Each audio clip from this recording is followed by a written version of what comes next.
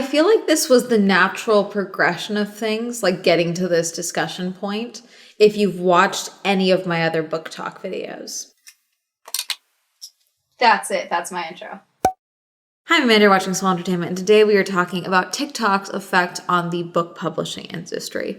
Or has BookTok turned publishing into fast fashion, or books specifically into fast fashion? Now, this is a discussion that I thought about making a while ago because this discussion came around probably in about November, but it popped up again on Twitter for me in relation to a couple of things that have been happening lately in the publishing world and BookTok specifically. And I was like, you know what? I want to talk about this. I've kind of referenced this without actually referencing it. I've talked about BookTok's problem with how they recommend books, the tropification of BookTok and the tropification of BookTok marketing, the rise of voracious readers and specifically voracious readers within a specific niche or genre on BookTok and how that has led to a rise of self-publishing and things like that. We're going to talk about a couple of different things, but I think the good starting point would be talking about fast fashion specifically. So Wikipedia defines fast fashion as the business model of replicating recent catwalk trends and high fashion designs, mass producing them at a low cost and bringing them to retail quickly while demand is at the highest. The term fast fashion is also used generically to describe the products of this business model. A few basic points of fast fashion is the quick turnaround time from design to it hitting the shelves, basically, or it going into the stores or ending up even on your body. There's also, specifically for fashion, the element of mistreatment of the employees, the people that are making these garments, the low pay, poor working conditions, etc. I've talked about this in relation to Shein and things like that in other videos.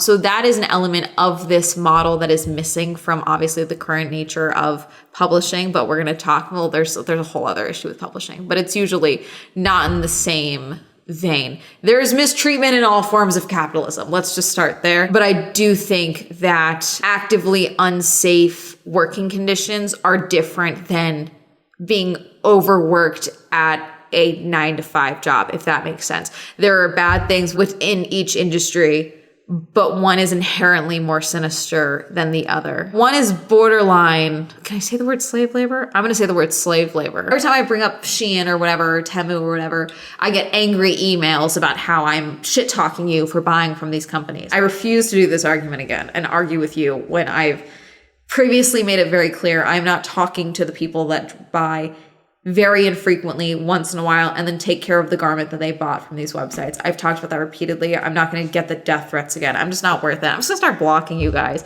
Argue with the wall, okay? Back on the topic of TikTok's effect on publishing. I saw a TikTok specifically that got passed around on Twitter that it was like a silent video with like music, and then the TikToker was talking about like, BookTok has really ruined publishing. Basically, like they're basically turning it into fast fashion. There was a Bloomberg article that came out in November. TikTok is turning the publishing world into fast fashion, written by Jessica Carl. Before you grab a copy of Rebecca Yaros's Are in Flame, recognize the success is driven by a problematic hype machine. Whenever you begin reading a book, specifically a fictional one, there's a high chance that you're going to sound out at least one of the characters' names egregiously wrong. But if it's inside your mind and your mind only, is that really a bad thing? Perhaps not. What about if you're a New York Times bestseller and you don't know how to pronounce the words in your own book? Rebecca Yarros, author of dragon-filled fantasy Fourth Wing, found herself in such a situation during a recent interview at New York Comic Con. She mispronounced several of the Scottish Gaelic words from the novel. But the blunder, or the viral TikTok a native speaker made to express frustration with how the language was carelessly deployed, hasn't slowed down her success. On Tuesday, when she released the sequel, Iron Flame, it sold out on Amazon.com Inc. within 12 hours. We're witnessing in real time how corners of the publishing industry have become akin to fast fashion, pushing out a steady stream of content because they know readers influenced by social media reviews will keep buying despite any glaring ethical concerns.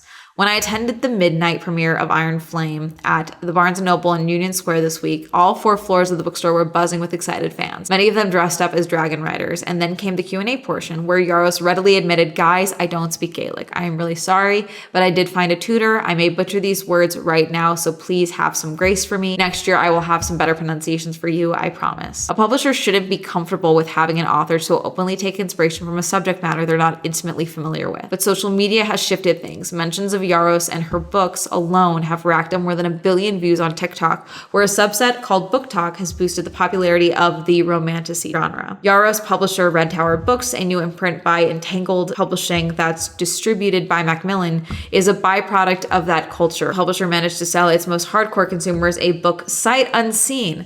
There was no title or cover photo. People bought it purely on hype. This would be fine if the untitled book, which sold out at Target, was something new, but it wasn't. Readers received a special edition of Fourth Wing, a book that most of them already owned. Before I go on, I want to talk about Fourth Wing specifically. Now, I purposely did not read Fourth Wing. Not that the premise didn't sound interesting to me. I purposely didn't read it because of how booktok talked about it. Because I have been burned by several booktok books, okay, that were just not what they made them out to be. Or they pitched them on a specific element that is a small portion of the book. Where they promote a book, again, just based on one scene. I see that a lot, where it's a book promoted entirely on a scene.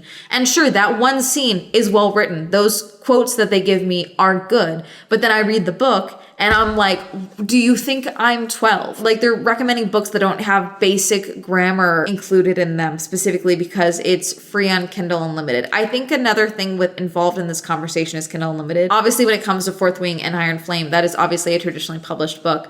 But I think also an element of this is the books that get published on Kindle Unlimited now through self-publishing, and they're books that should not have been released quite yet. They are books that could benefit from a beta reader, a copy editor, an editor in general, even.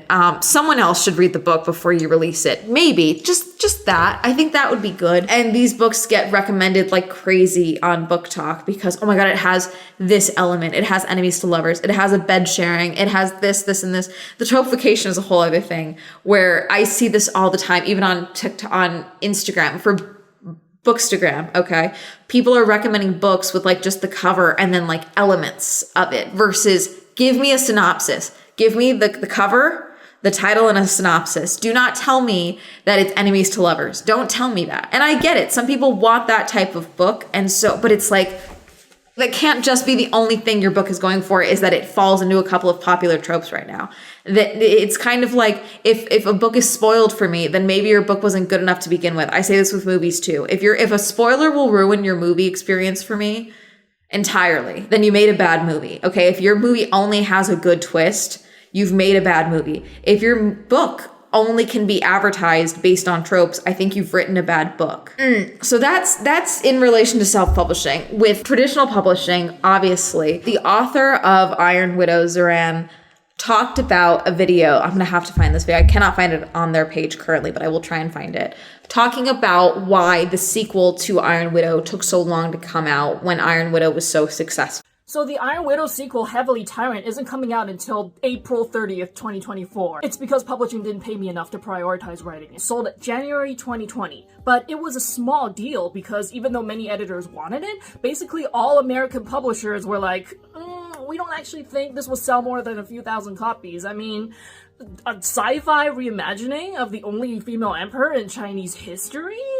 Sounds too niche. So the advance I got for this was not a livable wage, and it was split into multiple payments. So in 2020, I got exactly $14,000 converted to USD, and in 2021, the year it released, I got $4,000. Now that may still sound like a lot to many of you, but that is not like quit your job and work on this series full-time money. So I had no choice but to immediately write another series and see if I can sell it for more. And that ended up becoming Zachary Yin and the Dragon Emperor, my Yu-Gi-Oh! Inspired book, but it's the first emperor of China instead of a fictional Egyptian pharaoh. And this actually sold at auction for 6 figures, which finally proved that I do have what it takes to make this my career, but all money in publishing takes months to come. And basically, Zoran explained that the publisher did not give them the money to prioritize writing that sequel. They basically gave them money, published the book, and did not think that it was going to be as successful as it was. Zoran started working on another book. It's things like that, I think, that scares publishers because they were ready for the next book, but obviously the next book had not been worked on because, oh my God, it's been popular on BookTok. We need to get another one out now. It's like, okay, now it's going to take time to write the next book because you didn't prioritize giving Zoran the money that it would take for them to be able to focus on writing that next book. That's what the advance is for, more than anything, when you get a book advance, is to basically live off of while you're focusing on making the next book and writing the next book. And so I think things like this, like instances like that, has now scared publishers. They want to benefit from the hype that comes with a book doing well on BookTok. We see this with other authors that, you know, have been maybe in a drought of getting book deals. Like their books just aren't selling super well, but then it does well on BookTok. And then now suddenly they're getting movie deals and books are doing incredibly well and they're selling them super easily. We see this with Colleen Hoover and a few other authors. And now I think that's why when there is a hit or something that they perceive that they think has the makings of being a hit, they latch on with their little publishing clause. Hook it in. Money. Hours. Make the next book fast. The whole sight unseen thing. Apparently they got it to #1 for an untitled, no photo listing. I get you're excited, but that's a little insane. I need you guys to be a little smarter with your money, just a little bit, for things like this. Because like this could have been anything. The formula is similar to that of retail drops, where brands release limited edition fashion lines that sell out in an instant, but instead of clothes, readers are snatching up books. Perhaps that feels like a relatively guilt-free purchase in comparison. First, Red Tower makes a hush-hush announcement about a special new project on social. Maybe they're releasing a collectible edition with sprayed edges, or it's an entirely new series. In any event, they won't publish a ton of copies, for scarcity is their friend because it creates a never-ending altar of hype. But the quality of the physical book, the writing inside of it, gets sacrificed as a result. I don't think that has to do with the limited drops. The rush to publish Iron Flame after Fourth Wing comes out and its success, that is the rush. That is the problem. The limited drops of the book or whatever, the special edition, that's a whole other thing. Special editions have been around for a while. Barnes & Noble's editions have been around in a while. I think there is a bigger story here than just Rebecca. There is an ongoing thing of books that would not even get close to being read by an agent getting self-published. And that sounds critical for me to say because there's probably going to be a future where I am self-publishing at least some of the things that I am currently working on, just for my own personal choice to do so, mainly because there's this ongoing thing that I've been noticing specifically where YouTubers, when they try to pivot and do something else, either they misunderstand their ability because they don't clock that like the turnout, the success is because of their social media, or they do and they're pretending they don't, you know? So for me in the future, for at least my writing, as far as that creative pursuit goes for myself, I want to see how the writing stands on its own without my Swell Entertainment name even tangentially attached to it.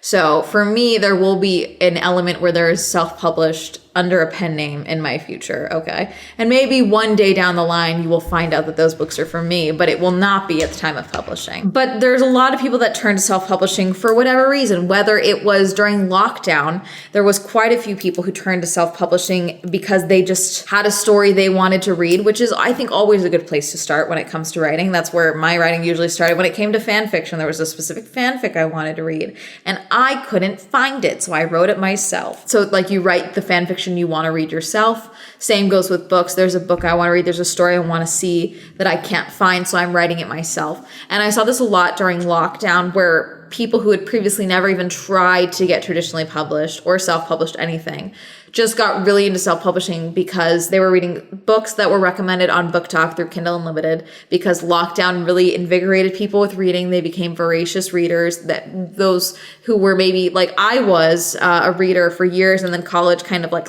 nuked that in me a little bit, okay? And lockdown really brought it back out of me. Some people had never been voracious readers and they learned to love reading because of BookTok, or just the nature of lockdown, like we're all stuck inside. I guess I'm gonna read this book that I got 4 years ago, you know, things like that. Because of that though, people were like, okay, well, I liked this book, but I wanna read a book like this, but this doesn't exist, so I'm just gonna write it. And so there was a lot of people that now kind of, it sounds weird to say you fell into writing, but that kind of happened to a couple of people that became self-published authors during lockdown. That is not the case for all the people that have self-published. Some people, they had been self-publishing for a while because no one would buy their books, or they just don't want to go through the stress of traditional publishing and trying to find an agent and querying and all of that. And I think there's a variety of reasons, especially now that it's become, I guess, so easy to self-publish, go through that route specifically. It's become more socially acceptable, at least with young readers. Previously, I believe it was referred to as vanity publishing. And the question is, well, why do that?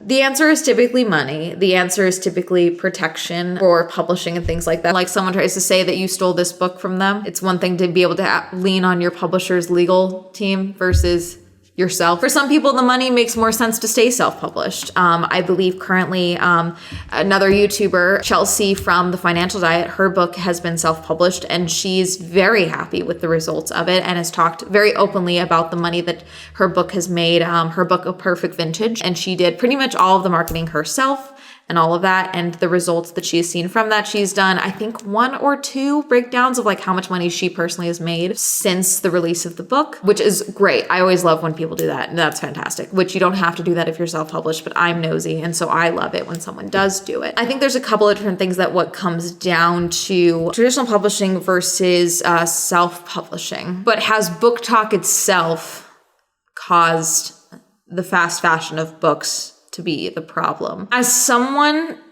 who has openly spoken about the power of TikTok as a marketing machine, I think it's naive to think that BookTok has not had a impact on traditional publishing, especially when you look at the way that it has impacted individual authors' careers and individual books' sales turnouts. Look at Ice Planet Barbarians. I've previously talked about this. I've been on William's podcast and we've talked about the books.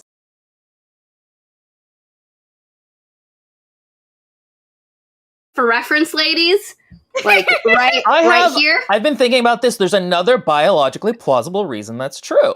So, you know how we were talking about how animals with tails mate? They mate like this, or like if you're like, yes. So they need an extra long dick to get through, to get the angle correct.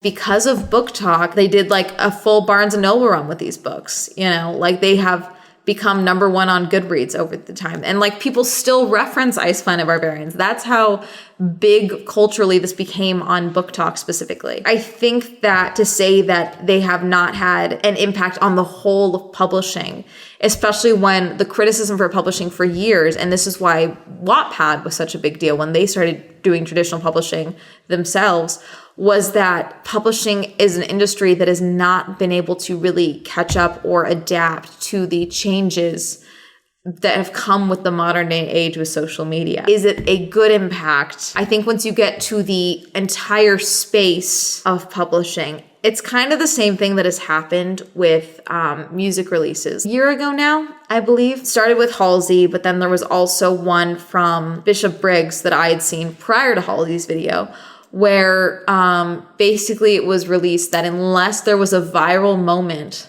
surrounding a song, Halsey was not able to release a single that she wanted to release. And that basically they had to fake a viral moment on TikTok before she was able to release the song. And because of that, it ended up being the viral moment that got the song released. I think that that's happening now as well, where authors have talked about that for a while now, where unless you were like a proven get for them, a lot of the marketing comes down to the authors of the books specifically. I believe Zoran talked about this as well for Iron Widow. As well, Zoran used TikTok to advertise and it ended up working out well for them and the book itself. I think there's 2 folds to the fast fashion, because I do think that the self-publishing fast fashion is a problem. But and I don't want to compare it to drop shipping, because I do think that's a whole other reference, comparison / metaphor that I don't want to get into with this. Drop shipping is the republishing of fan fiction as traditional media. Let's talk about that. No, I'm kidding. When I first heard the phrase fast fashion for book publishing, I fully thought that they were referencing the self-publishing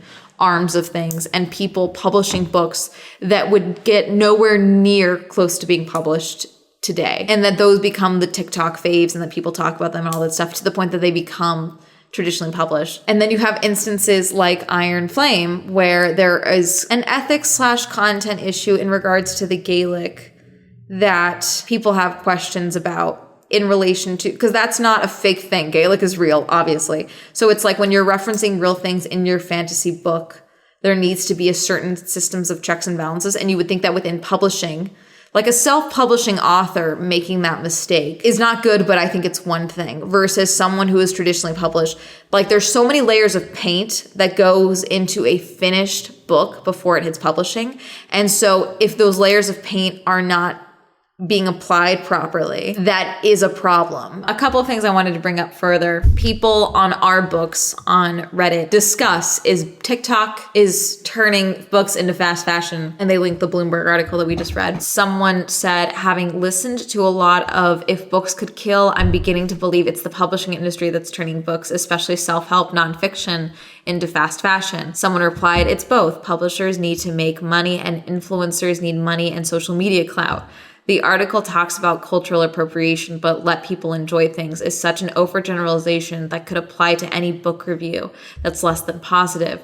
It gets more controversial when there's books and authors that are more obvious about wanting fame or money as their main goal, and people get annoyed if the marketing is really excessive, but the book is subpar. They're talking about a couple of different things here, obviously, in this thing, but I think that's important to note because I was talking about it specifically during lockdown. People were starving for books, okay?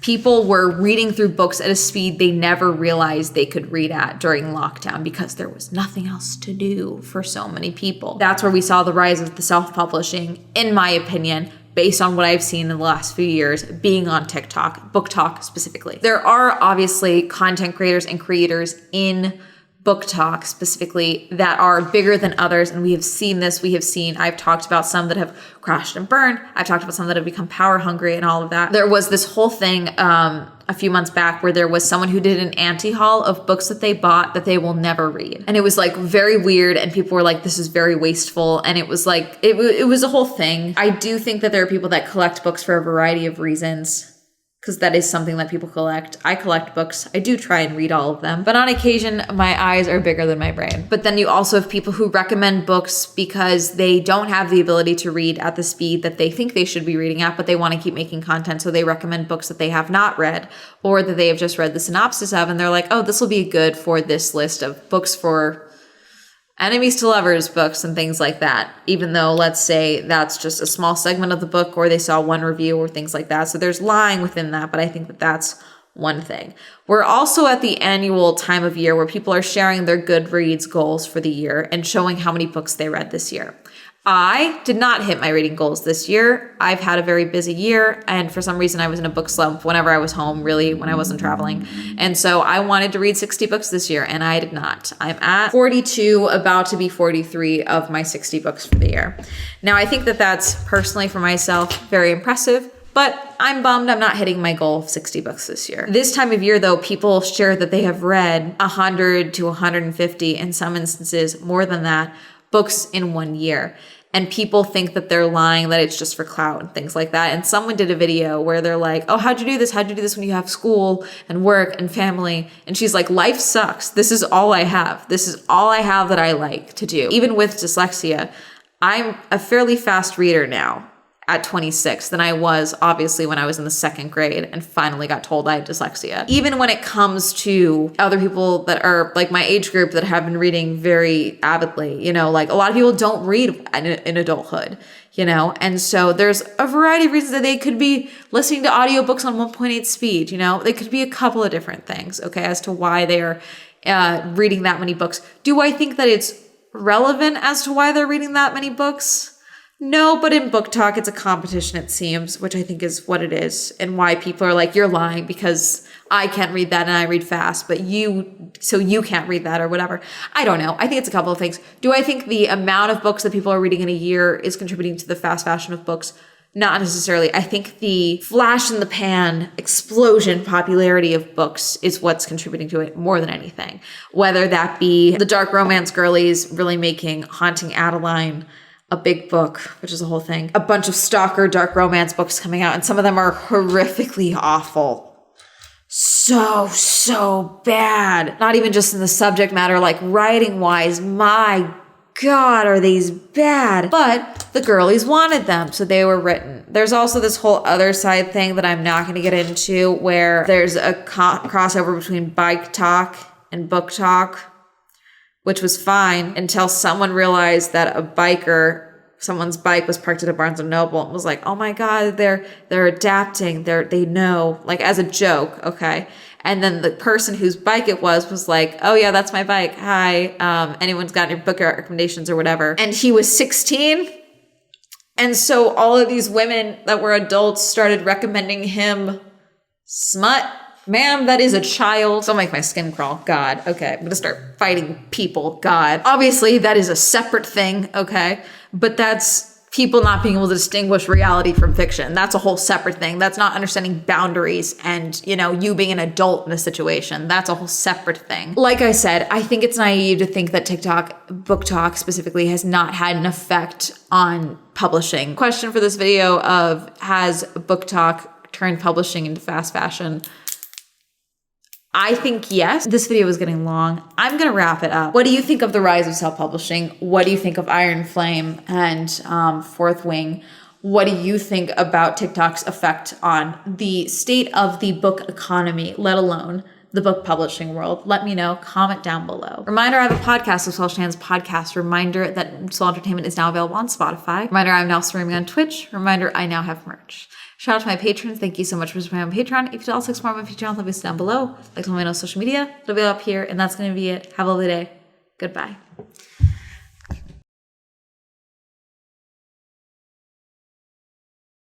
Anyone got any book recs? Abby, Adira, Amy, Andrew, Angel, Aslan, Cameron, Corey, Donnie, Elliot, Glenn, Goth, Jasmine, Kenny, Lauren, Literal, Madeline, Mae West, Medic, Micah, Michael, Nathan, Palace, Pink, Qwerty, Rachel, Randy, Robert, Rosie, Ryan, Sam, Skylar, Tasha, Tenzin, Thomas, Heavenly, Victor, Winter, Zwink.